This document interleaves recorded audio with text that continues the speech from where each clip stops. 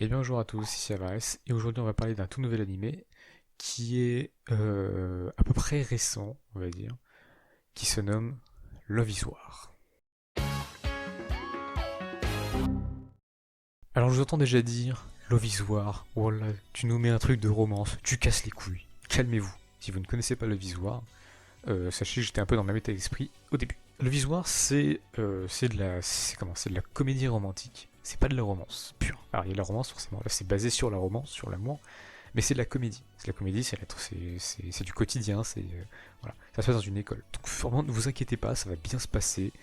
Je vais vous expliquer ce que c'est que le visoire et vous allez voir que ça peut vous intéresser. Donc le visoire, c'est quoi? Donc je viens de le dire, c'est une comédie romantique qui a été écrite par Akasaka, si je ne me trompe pas. Et l'anime a commencé, enfin le manga, pardon, le manga a commencé à être écrit en mai 2015. Et il est actuellement en cours, il est encore en cours actuellement. Et donc je pensais pas que le manga était aussi vieux, mais enfin vieux. C'est vite dit, hein, il a 4 ans quoi. C'est plus vieux que ce que je pensais. L'anime, lui, a été diffusé de janvier à mars 2019. Il est fait en 12 épisodes. Le réalisateur de l'anime, c'est Mamoru Atakayami, et le scénariste, c'est Asuhiro Nakanishi, si je me trompe pas. Et je sais pas grand chose à pas sur eux, quoi. Voilà. L'anime se déroule dans une école, en fait, majoritairement dans une école très prestigieuse, là où il y a que des gamins de famille, en fait, haut placés, en fait. Sauf un, je crois, du coup.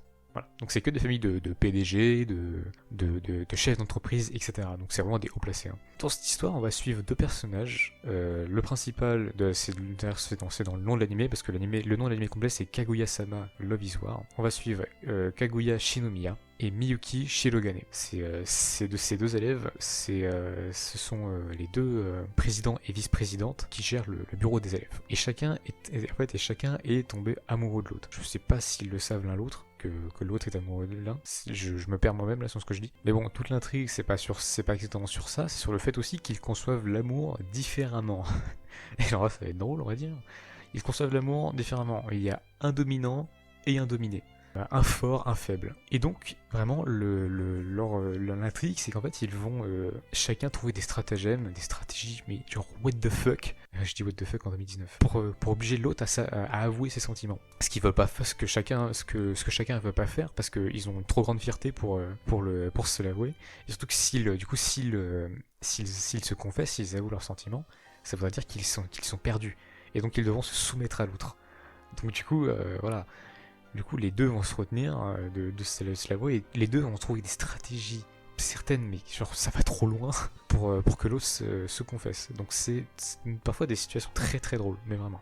Donc voilà, le synopsis c'est très simple, hein. L'histoire est pas non plus insane, hein. C'est pas grand chose. Mais ça permet de passer un bon moment, vous allez voir. On va parler maintenant des OST et de l'opening. Je vais commencer par l'opening. J'adore l'opening, vraiment. L'opening est super cool, la musique est vraiment géniale.